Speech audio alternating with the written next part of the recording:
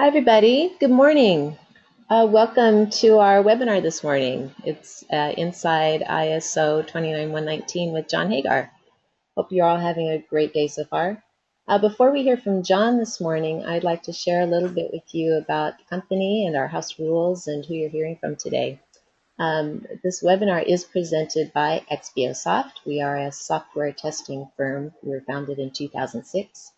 We offer software testing and Q&A consulting. We help companies improve the quality of their software in various industries from healthcare to finance. And we have global offices based in San Francisco and Beijing and Europe and the Netherlands. On to our house rules today. Everybody except our speakers are muted, and we encourage you to post your questions in the chat panel on the right side of your screen. We will try to find time to field them throughout the webinar as well as at the end, depending on our time. You can also go to Twitter and post your questions at XBOSoft. Use today's event hashtag InsideSEO or ISO 29119, and we'll try to field those questions as well. And those we don't get to, we will email answers to directly or answer in our blog. The webinar will be recorded, and you'll receive an email with that information after the event. Now, to introduce you to today's participants and speakers, I'm Carla, and I meet your marketing needs and webinar needs. And Phil Lew, our CEO and founder, is on board with us today, and he will take over here and introduce you to our guest, Jon Hagar. Phil? Thanks, Carla. First, I wanted to go back one slide and just talk about, in terms of the Twitter, if you have any tweets that you want to mention on the webinar, our tweets handles that's hashtags that we're using are ISO 29119 and Inside ISO. So please feel free to tweet those and include your comments. Secondly, let's welcome our guest speaker today, which is Jon Hagar. I've been working with Jon for a few years now. I've met Jon, I guess, back in 2011, 2012, speaking at conferences, and at the time Jon was speaking on testing on mobile and embedded devices, of which he's also written a book, as you can see in his profile here. Jon, it's great to have you here. How are you doing today? Thanks, and glad to be here. Great. It says you have 30 years of experience in software and testing. I guess you started working when you were about 5, huh? I'm a little bit older than that, but okay. I have enough experience, I think, that it's been an interesting ride, I guess is the way I would say it, in changing software. Great. Well, it was good to see you at Better Software in Las Vegas, and it's great to have you here today on the webinar. You know, what I'm going to do is I'm just going to let you take it away as far as you know, going through our slides here today. And what I will do is kind of represent the audience in asking questions. Of course, the audience is welcome to enter their questions into the GoToWebinar control panel, but I will also have my own questions. And you know, as you know, Jon was one of our panelists on I think it was called you know, the ISO 29119 debate, and there is our YouTube link, which includes the recording for the debate. We had at that time Rex Black, Jean Ann Harrison, as well as Griffin Jones with Jon and myself. But what we decided to do was to really investigate deeper ISO 29119. The reason is because there are very few documentation, or I guess you could say viewpoints, that have been put on the internet as far as, you know, positives of the standard versus the negatives and pundits. So we thought we would present a balanced view here. So Jon, I'll just let you take it away. Thanks, Phil, and I do want to thank for the opportunity to, I'll say, explain a little bit about what the standard is and maybe isn't in some cases. Go ahead, next slide. And it is the kind of thing that's new. It's only 2 years old, and it's had, as Phil mentioned, some controversy on what it is and whether it's a good thing or a bad thing. This briefing is more just to say, here's the parts, here's what's in there, and a little bit of maybe how it would get used. I would like at this point, and I'll probably do it a couple more times, to encourage people to maybe get it and read on it, learn it from what's in there. That's why there hasn't been a whole lot written about it, I think, is the standard for those of us that have, I'll say, been working with it. We think it kind of stands on its own. So the controversy much more has been posted on the negative side. I do understand that it's expensive, but it's not aimed at individual testers as much as it's aimed at organizations. This is the business model of ISO and IEEE. So in this session, I want to talk a little bit about what standards are from an ISO and IEEE perspective, and advance ahead. Kind of why does 29119 now exist? You know, what's it part of? A little bit of overview on the 5 parts, 3 of which have been released, and along the way a little bit of where, at least in my opinion, this thing might get used a little bit and be applicable. It may not be of use to every organization out there, but the organizations maybe working with, say, international business might find some use. And I'll include some of my own thoughts. I do want to say that while I'm the IEEE project editor for the thing, I have my own opinions. I'll try as much as possible to note when something is my opinion and not a fact out of ISO and IEEE. And so hopefully we'll have some time for some questions and answers. Go ahead, Phil.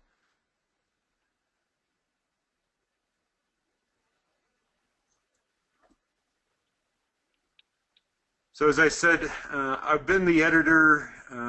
There's a convener of the working group that's been working on the standard. Off and on, there's been about 20 different countries involved in producing the thing from the ISO side, and probably an equal number of individual engineers who belong to IEEE Standards Association.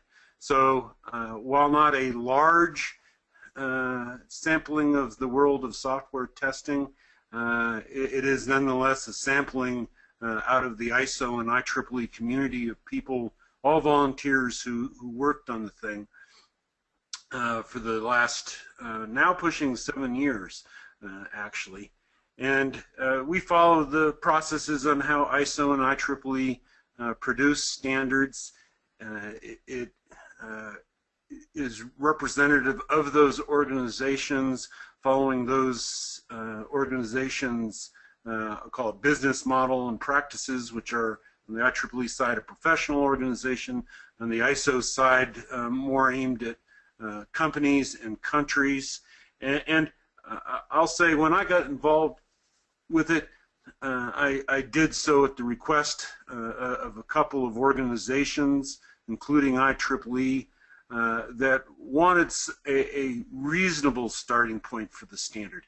The first version of any standard is always going to be less than perfect, at least in my estimation. It's my opinion, but it serves as a starting point for criticism, which is why I like a lot of the debate. I think there's been a lot of good things from the STOP 29119 side that I've taken note of, and in future versions should come out. And so I view standards as kind of a reference point baseline to help me on projects, maybe looking to do process improvement and get better. The standard in the ISO approach to things is written with a compliance section for those organizations that might want compliance and conformance. What that means is that there's shalls in there, but there's also a tailoring section.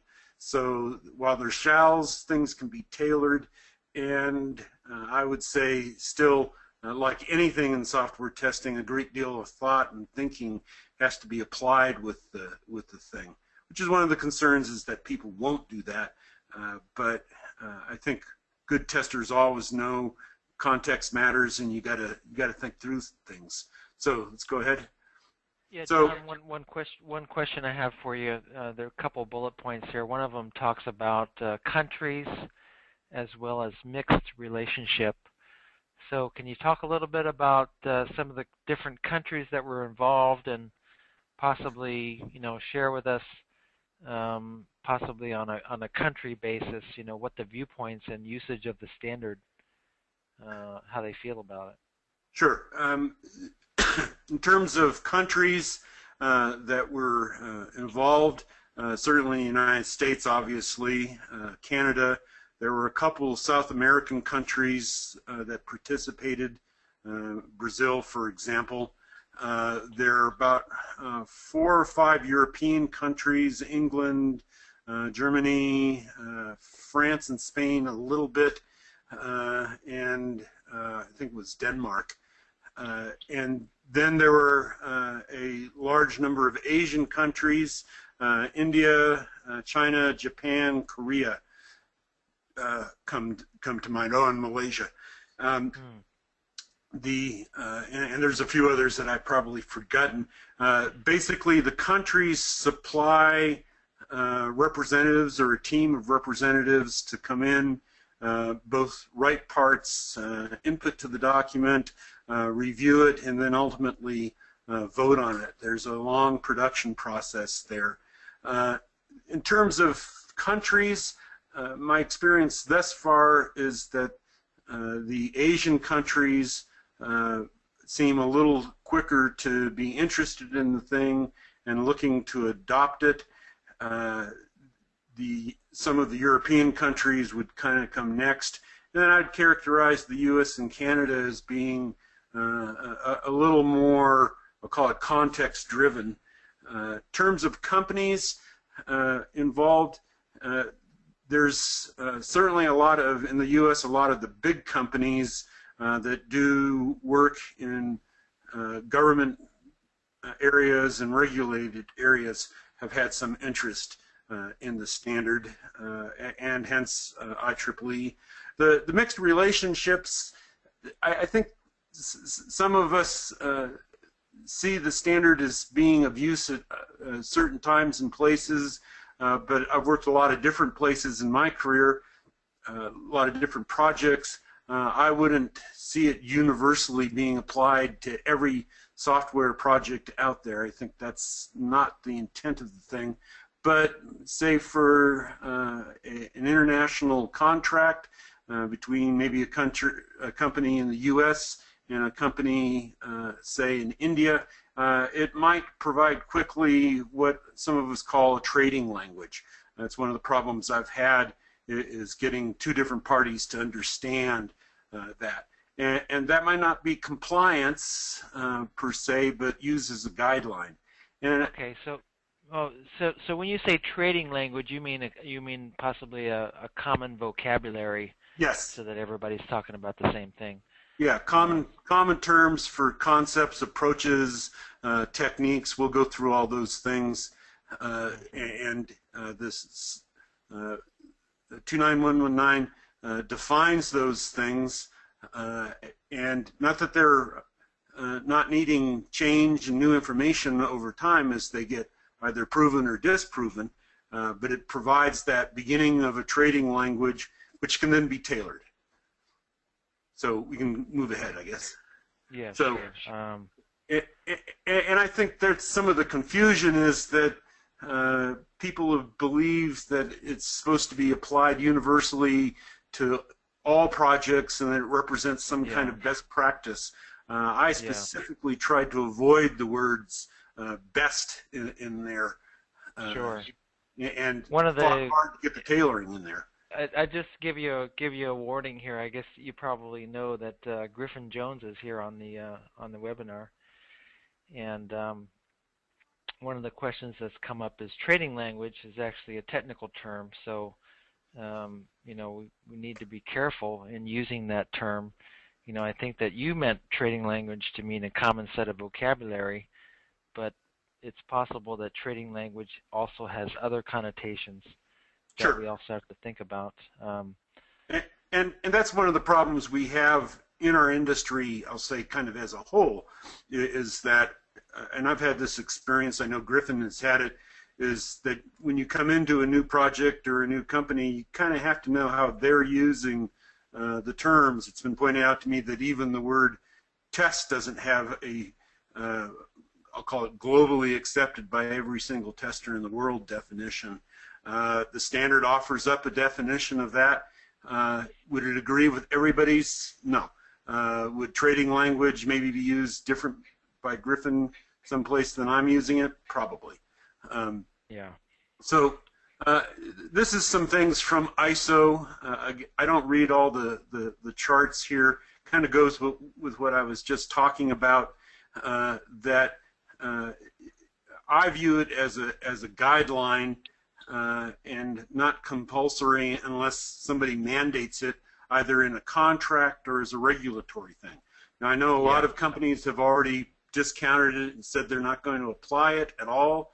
I know of a few government agencies that have come out and said the same thing. I know a few others that are thinking differently about it in terms of making it a mandate. So I view it, at least as how I've used it a few places, as more a guideline, not compulsory. Yeah, I think that's important to note, especially with these words here, which can be taken as almost like definition when you see things like agreements and recognized. It makes it sound like it's pretty darn official, when really it's just meant to be a guideline. And a few places, but Phil, a few places, it may become a requirement, something that is compulsory and mandatory. As I said, I know of a couple Asian locations that are looking at that fairly seriously, both in terms of companies and maybe even a government or two. Can't say exactly who, but I'm aware of these things. That changes the game a little bit, and ISO, by their business model, when they write these things, there is a compliance section, Section 2, that talks about full compliance and tailored compliance, and then the clauses of the standard are written with shalls, which if you had that as a mandated thing with full compliance, you'd have to comply with every shall, which could be hard to do. And so hence why I advocate a lot when I talk to people about it, that probably the majority of users would use it either as a guideline or tailored. And I think this is some of the things we just said, you know, common terminology, professionalism and criticism. As I said, I actually really appreciate the comments coming out of some of the stop movement. There's been several very good reviews of the thing that I think point out issues that on future versions will go correct, or at least try and correct. Again, it's done under what's called consensus, which means we have to get 20 plus or minus countries, sometimes as high as 30 countries, to agree with any change. It's difficult to get that done on that. I like to call it a benchmark or a baseline. I'm out of the surveying world once upon a time. What we know about baselines in land surveying is that the early ones were always a little bit wrong, but it was what you had to work with. It will get better over time. Certainly it could be used in contracts and regulations. Not aware of anybody doing that yet, but it may happen, and helps a little bit on consistency and operations between, say, two different organizations, maybe in different parts of the world. So this is the intent of where the thing gets started. Go ahead, and it'll take it time. I'll say that 29119 is in fact part of a larger number of standards in the ISO and IEEE suite that address systems engineering, software engineering, general IT, and quality. So I've heard it observed that, gee, there weren't other software standards. In ISO there are, again, for that ISO community. So we got a quick poll here. I think Carla has to open that. Asks, would you consider using a standard if it solves problems your team might have and could be tailored to fit your needs? So we'll see if there's anybody want to. So you're in this question, you're really talking about standards in general, not necessarily the 29119 standard. Yeah, standards in general. Just getting a feel for. There's a lot of organizations that have various standards or regulatory things out there, and just trying to get a feel as the audience primarily people that have dealt with regulations and standards, or people that have not and have no interest in standards. Mm-hmm. So okay, well, it looks like people have voted. We can close off the poll now. Looks like 67%. Whoa. Something happened. Yeah, something happened there. We had a little glitch. Looks like 67% said that yes, they would want to do this and use a standard. Actually, I'm kind of surprised that it's that high myself, but maybe people that were interested in standards attended the meeting, and those that have no desire to have anything to do, ran like the plague. But because I was expecting kind of, I'll say, exact opposite of that. Right. So, okay. Okay, and go ahead on the next slide. That one. Yeah. That's interesting. So that means we have some people. The motivation for the standard, and I've heard some people actually kind of complain about this. The standard isn't trying to rule the world. What the standard was trying to do is, if you look in the IEEE suite of standards and the British Society and some of the things in ISO, there was kind of a confusing hodgepodge of standards and a lot of holes where things just did not exist at all. There was the IEEE 829 on documentation, but nothing on processes, nothing on techniques. The British had some things on those things. The 1008 was on unit testing, but nothing on any kind of higher level testing. So ISO and IEEE kind of got together and decided that part of this, I'll say, consistent set of standards in systems and software, that testing was a big enough part of the problem that software testing needed to be addressed. Many of those organizations and those standards, you'll see here coming up in a chart in a moment, donated that information to the ISO effort, as well as providing some people like myself. I'd worked on some of these earlier standards because of some of the industries I came out of that were using them. That's how I kind of wound my way into it, is because I had the IEEE history, not so much the ISO history, but the IEEE history. And so the desire was to work on a family of these things. 29119 is new, but some of these other ones, 12207 and 15288 and 1012, have been around for years and decades in some cases. These are systems software, and 1012 I EEE deals with verification and validation. It's kind of the next level up, since it also addresses systems and software, as well as the software testing, verification, validation standard. So we're still working on these. 12.207 and 15.288 are actually going through a revision cycle right now. 10.12 is also going through revision and probably will become an ISO standard in the next 2 or 3 years.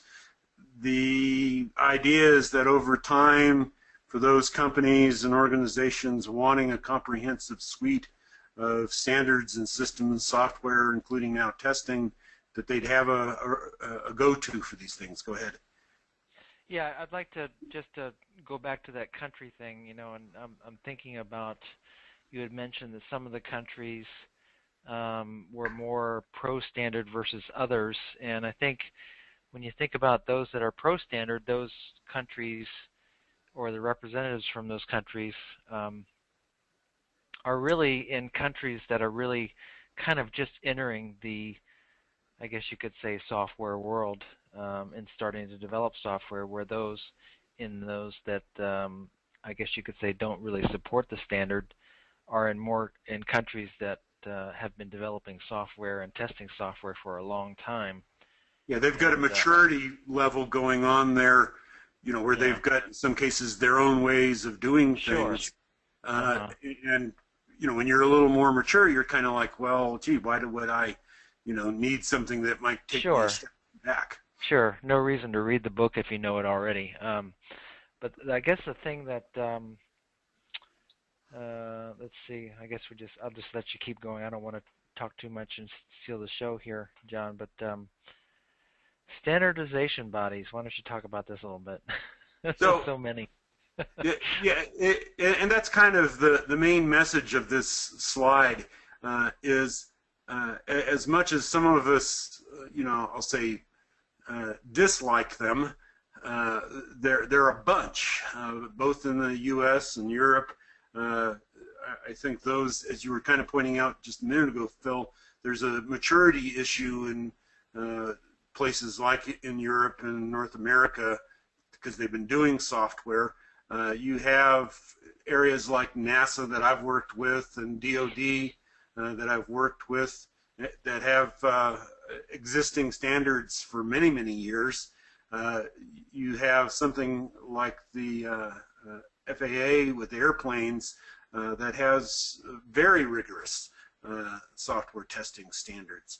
So the message of this one is that the fact that we've now got a standard that's really aimed at the international side of things through ISO isn't in some sense new, whereas before most of these standards that you're looking at here, they were dealing with, you know, I'll say a smaller community of some kind, say like NASA or Department of Defense. And so they tended to get discounted by organizations outside of that. ISO, a little more, I'll call it global in scope. Hence, the standard's kind of a little more global in scope also.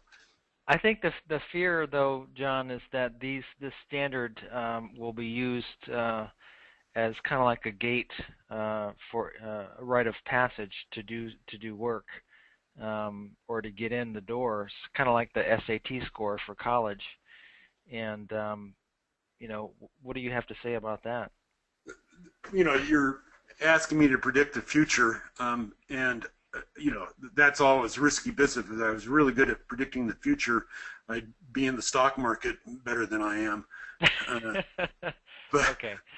But you know, there are a variety of things that the critics have pointed out that are risks that I think are potential real risks, and things that could go wrong with those using the standard, that being one of them.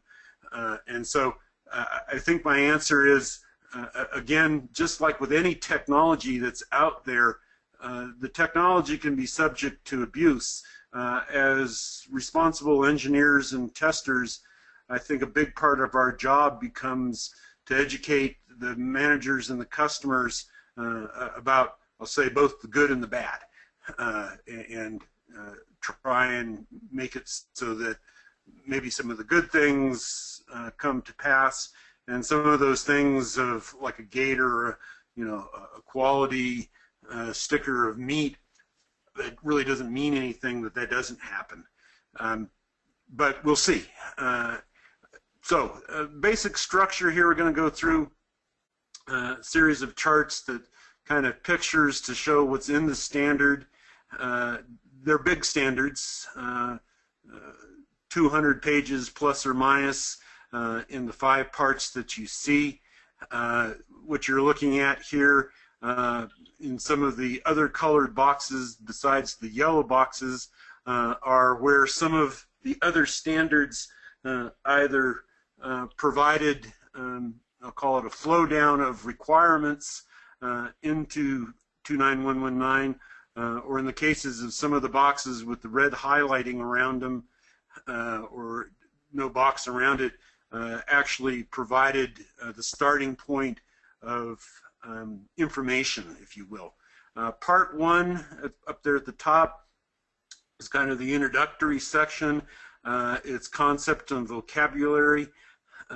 It's got things about roles and responsibilities and life cycles in testing, and there is nothing in there that's conformance. There's no shalls, in other words. But the information from the other standards kind of flow into that in terms of things like vocabulary. So it's an introduction.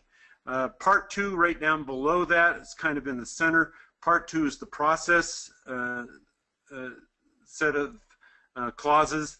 It is I'll call it most number of clauses for compliance and things like that. We'll see where in a moment it comes up with some parts and information in it. The documents, the artifacts that Part 2 talks about producing are defined over in Part 3 on the right side there in terms of documents. And Part 4 is a list of both structural or white box in requirements-based or black box test techniques, the classic ones that we all should be familiar with, the things like statement coverage on the white box side and boundary value analysis on maybe a specification side. And then down below you see Part 5, which is on keyword driven testing. That's still in production and voting. It hasn't been released. Part 4 should be out in the next few months. I can never tell how fast ISO gets things out after an approval vote, but it's under voting now. It should be approved and out somewhere in the next few months.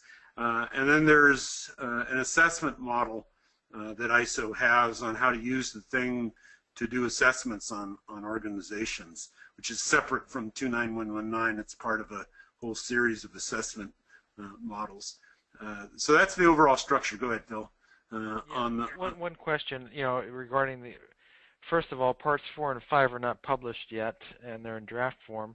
But parts 4, does that testing techniques include things like what people might call as context-driven testing, rapid software testing, exploratory testing, things like that?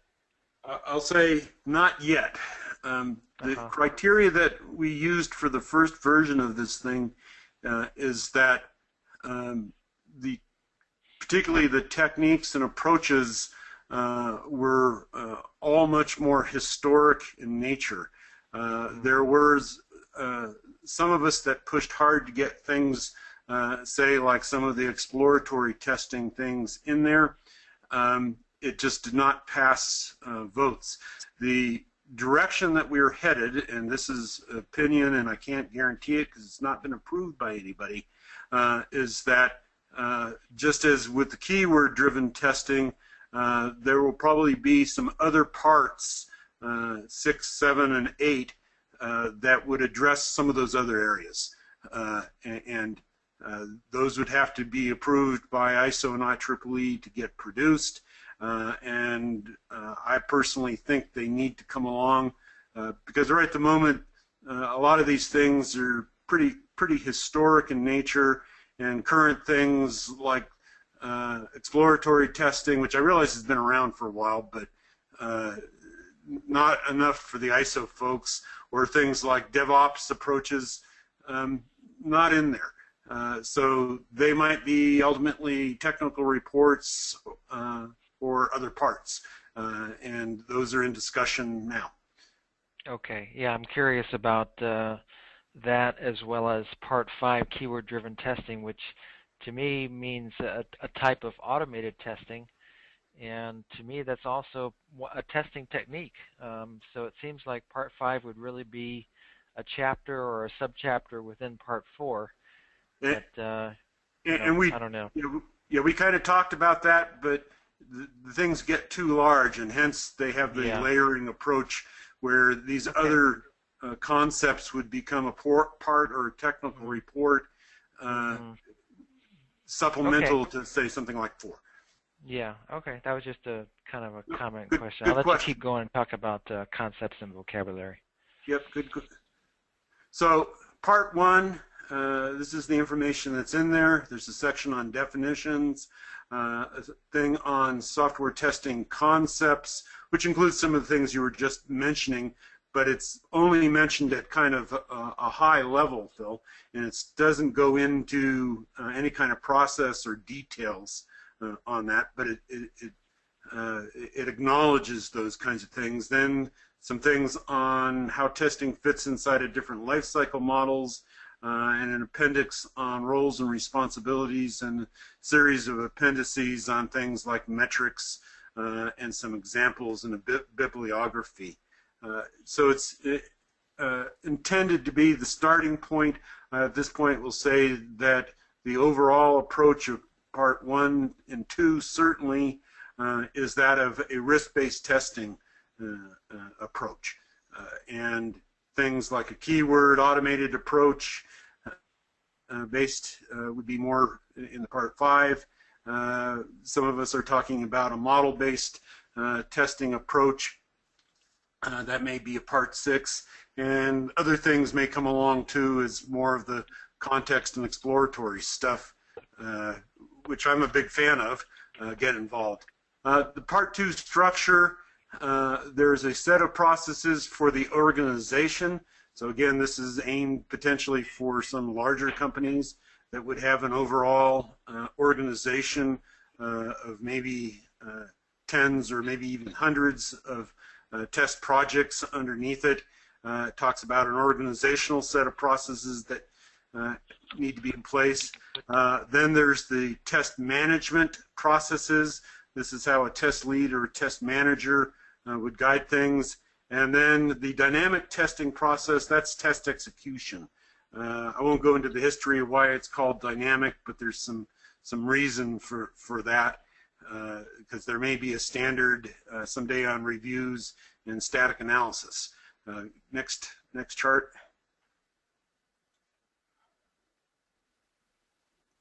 You there? Oh, there it comes. It's painting. It's painting slowly. Okay. I think the testing processes is probably the area where the pundits of the standard are most concerned about, and being required to adhere to some process, whereas there may be other techniques that are better. Sure. Well, in other processes, I wouldn't use the word technique, other processes. And okay. Absolutely understand the concern, hence why I and others, not just me, fought hard to have the tailoring section. So if you had a customer that said wanted to tie to this, but would also accept the tailoring, pretty much the clauses in there can be changed, deleted if necessary, or in some cases other things added in there. Now again, in the ISO way of doing things, the stakeholders, the party wanting the thing to be followed would have to concur, with the providing organization making changes. So yeah, the process section would be subject to the most amount of discussion. It shows the layering things here that I was just talking about.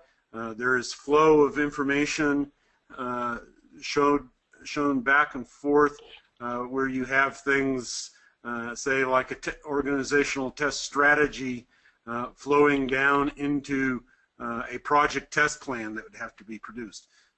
So the organization might say, we want certain things addressed in our test plans that we produce, so that we're consistent project to project. Again, that's their call on doing that. And individual test projects and managers would then have to comply with that. So the thing definitely has a input, process, output flavor to it, with products being produced. I know that's one of the other big concerns, is that there's an awful lot of products and documentation that may be required. If you went full up, probably true. Again, my opinion is that most projects would not go with 100% full compliance. And most would select down to 2 or 3 products and a handful of processes that they would comply with. I think you know, I was just going to bring that up, that this standard here seems pretty heavy, and you could almost consider it to be conflicting with agile software development principles.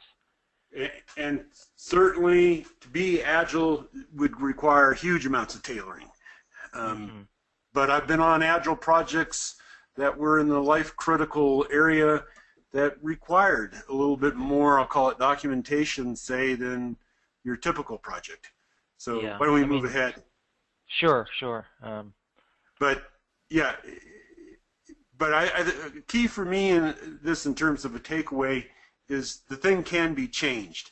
The organizational test process here, the key points on that is have a development or develop an organizational test specification.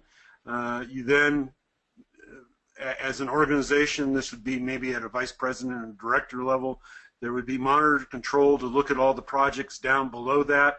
And then a feedback cycle where maybe the organizational policies and practices need to get changed over time. So it's recognized that, yeah, you might have a strategy, but it's probably going to change over time as an organization. And I've been involved in some really large organizations that had something like this. Go ahead. On the test management processes, as I mentioned, organizational things flow down. Now, if you're a 10-man shop with only one project, you probably wouldn't have the organizational stuff in the first place, but you might have the test management activities of doing a test plan. Once you have the test plan, you go off and start running some testing down there at the bottom.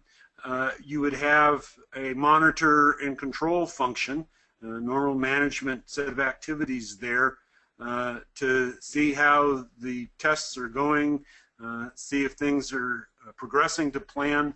And for most of us, the plans change. That's the agile world. And so things would change. How you control that, again, would be organizationally defined and specific. And ultimately, you would come out the right side with the test project being complete and some kind of test report.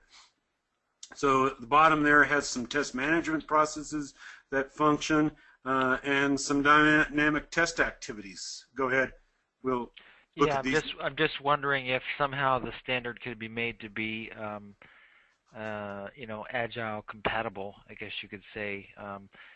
Basically, you're requiring people to really understand this and extract sections that they think would be good for them, for their, for an agile development process, and that's kind of where the conflict appears.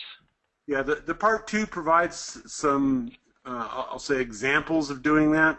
Am I aware of anybody actually having done it? No, not that it hasn't, but I think places I worked that were relatively agile probably could have done some things to pull it off.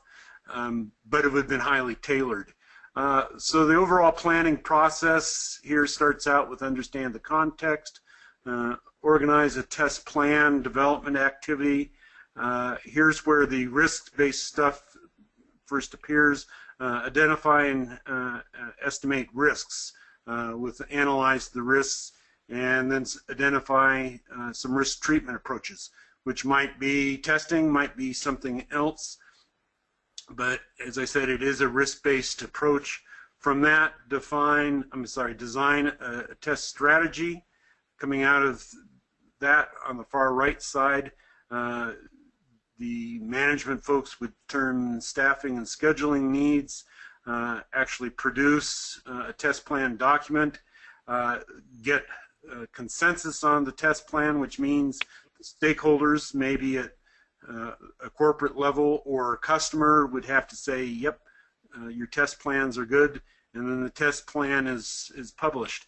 A criticism at this point could easily be that these arrows imply a waterfall. The standard actually says that you can expect to iterate back through any or all of these boxes constantly, and we just thought it would make it kind of too busy to have everything double-headed with arrows all over the place. But I understand it creates potential for misunderstanding. I think I just voiced most of these things, but there are, besides risk-based approaches, other things that are out there. These may become, as I said earlier, other parts off in the future, because I think those things are probably really needed. And I think I've said most of this stuff, so go ahead, Phil. Bottom line there on that one is, I think thinking testers are still needed for this standard,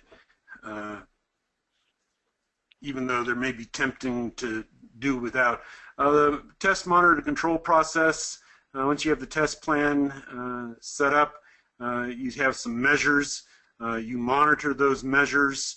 You control the testing, so if things are getting behind or test expectations aren't, to tweak the plan and continue the monitoring.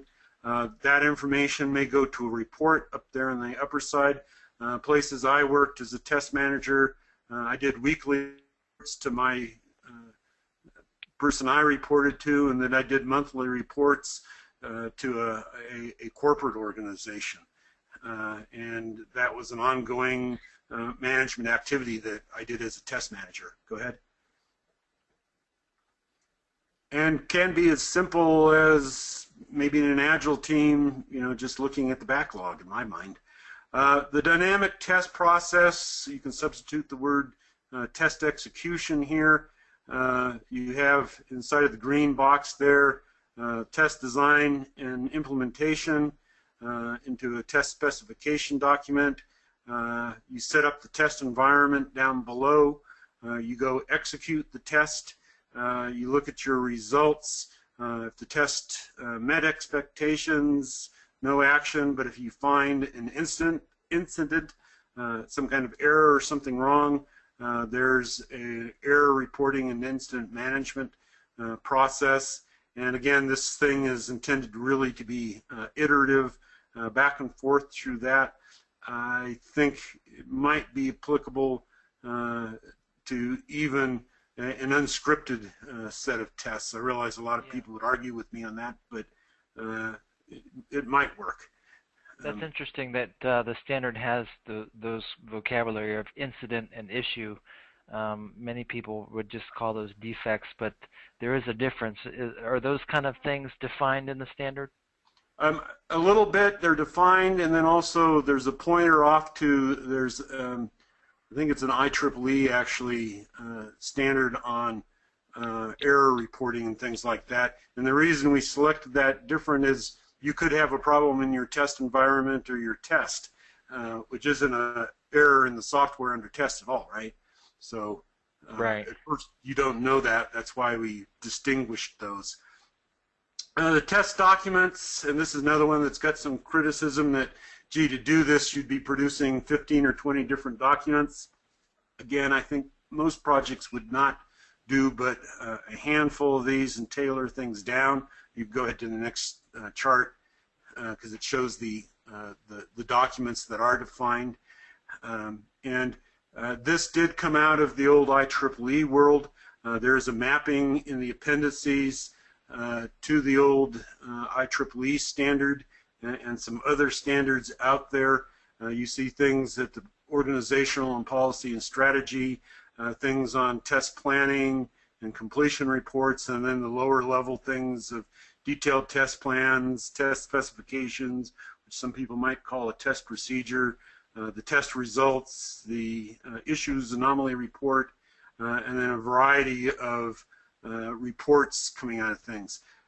Again, my opinion is that most projects would probably produce 2 or 3 of these things and not produce all the paper that this at first glance might seem to indicate. The reason that there were so many documents is that there were inputters to the standard that said, hey, we got other areas where we have to have these things. So they made an appearance because there were enough users that thought, gee, we might want to see this on a particular project somewhere, with the idea that you could select out from the full list.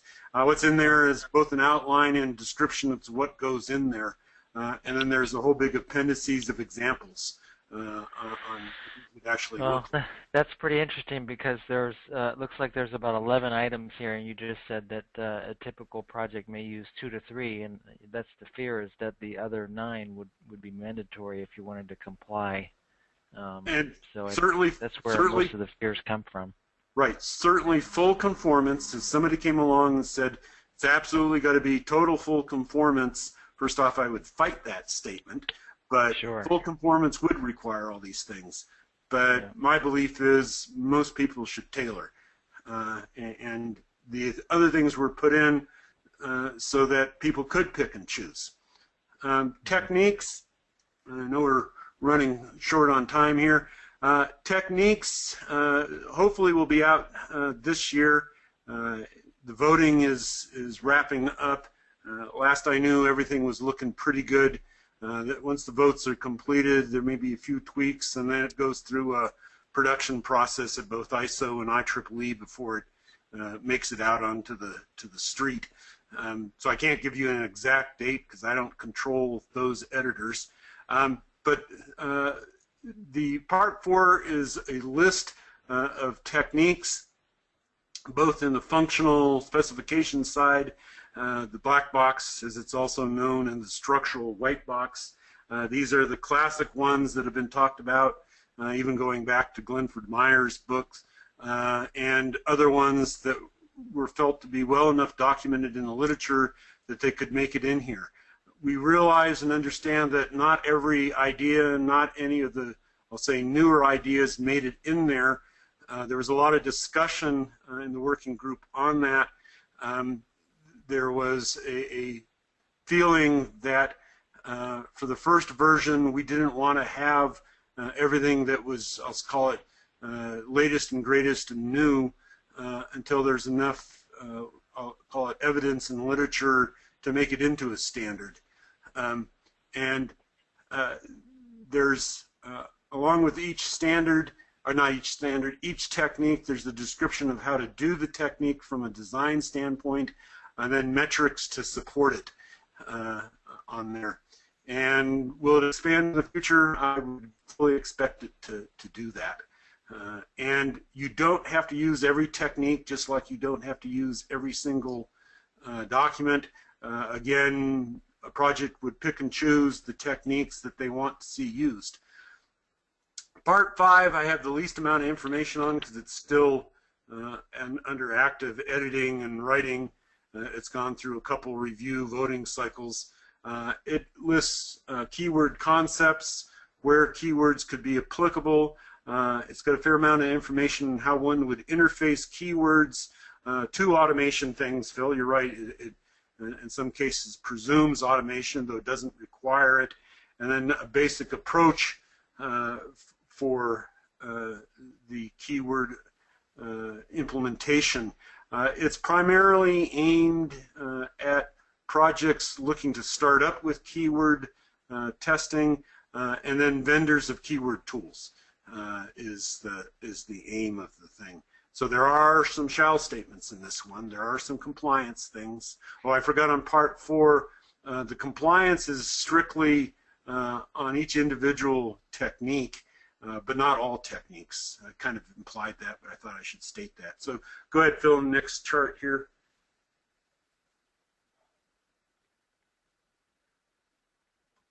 So a little bit of my view on applicability of things.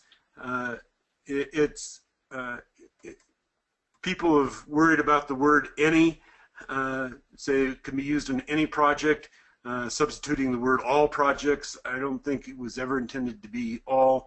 And when we said any, as it wasn't intended to have the standard be used by, say, just a waterfall project or just a project doing this. Would an Agile project have to do a lot of tailoring and editing? Absolutely. Would most Agile projects probably go elsewhere? Probably. But there's a few of us that worked on places that were in highly regulated environments and wanted to use Agile and might have ended up having to work with this. Domains that might consider it, safety-related, telecom, and the one that I think a lot of the ISO people want is the international business and some of the larger companies where maybe they don't have some of the common terms and concepts, and I've personally been involved in, I'll call it, arguments on those things. Financial, maybe, medical in some areas. I know some organizations in the regulated environments are already distancing themselves from it, but things change over time. And there are examples in the standard where it's used both in traditional life cycle and Agile. So far the ones that I'm aware of that's been used more on the traditional side than the Agile side, but we're all kind of moving towards Agile, and maybe that'll precipitate some of the future changes to the standard. Go ahead, Phil.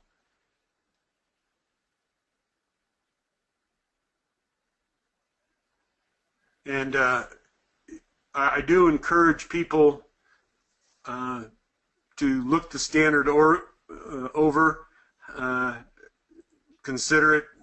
Places, you know, would be those common terms, maybe some government agencies, some of the ones I used to work with, procurers of software, developers of software, maybe some training.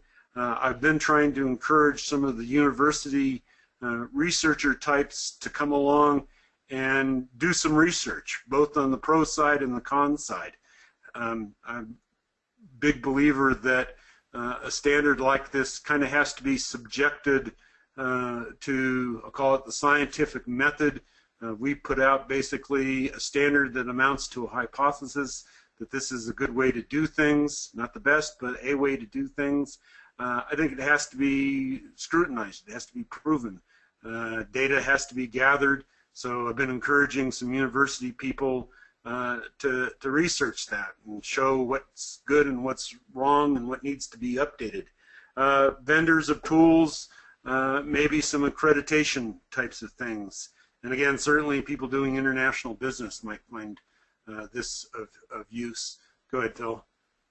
And this isn't a comprehensive list, and people probably disagree with some things. I really don't see that every tester in the world would use this thing. It's aimed at the ISO organizations and the companies that support that and some of the IEEE places. It provides a baseline, a benchmark where we can hopefully make the thing more mature and address a lot of the concerns that I think are legitimate. For me, it's part of being a profession. Most professions have something like this. You can dislike them, you can find lots of faults with them, but we all go through these kinds of growing pains as professions. As I said, I came out of civil engineering. They did it hundreds of years ago. We're a little bit younger than that. Go ahead. So it's not intended to be for everybody. Don't read into it more, but it can maybe help a few places. It's limited history. Software testing's not been around. I've been in it for now 35 years, by the way, Phil, and that's longer. That's more than half of the life cycle of software testing. Jerry Weinberg's still alive and well. Gets credited as the first tester out there. So it represents some of the industry viewpoints, not all. We understand that. We will expand it with ideas. I'll be the first to say it's not perfect. There were a lot of things I would have liked to have changed, but I had limited things I could do unless I got a majority to agree with me. So people that are finding issues with it, I encourage you to be involved, because that gives me more voice to get things changed. I know AST is looking at some things. I'd be happy to be involved in that stuff from the standpoint of evolving 29119 into something that's a little better. As I said, most places are going to use tailoring, and we're out of time. You mentioned that word. You've mentioned that word tailoring a few times. Is that word actually in the standard itself? Yes, it's under Clause 2. It talks exactly how to do that. Mm-hmm. Okay. So I think I've voiced most of these thoughts on tailoring. Yeah. Okay. Already. It's what most of us that have used things like this do. So it's the first attempt. It won't be the last. I know a lot of people would like to see it go away, but there's already people using it, so it's probably going to have to go through revision. Normal revision cycle is every 3 to 5 years. And so as long as I'm kind of around, I'm open to suggestions and inputs. I've already got a lot from a lot of people that I intend to take forward. Okay, well, we certainly hope that you're around for a little while longer so that we can have another version of the standard, John. Yep. Okay. Well, I think that's about it. John's contact information is here in case you want to reach out to him. Thanks very much for attending our webinar. Thanks, Phil. I enjoyed the opportunity to, I'll say, inform people a little bit more, and I'm sure I'll get lots of emails. Okay, great. Carla? Yes, I'm here.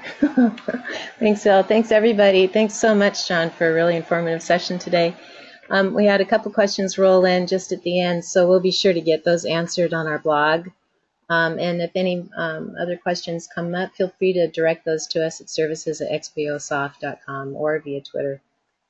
So thanks to everybody for today. And be sure to join us for our next webinar coming up on Thursday, July 9th at 9 a.m. Pacific time. That will be with QA professional Sri Lew Panjala on writing test cases, effective test cases. So you think you can write a test case. Be sure to register via our website for that. So we're up and out of time. Thank you to everybody. Have a terrific day, and we'll see you next time. Thanks a lot. Bye-bye. Bye.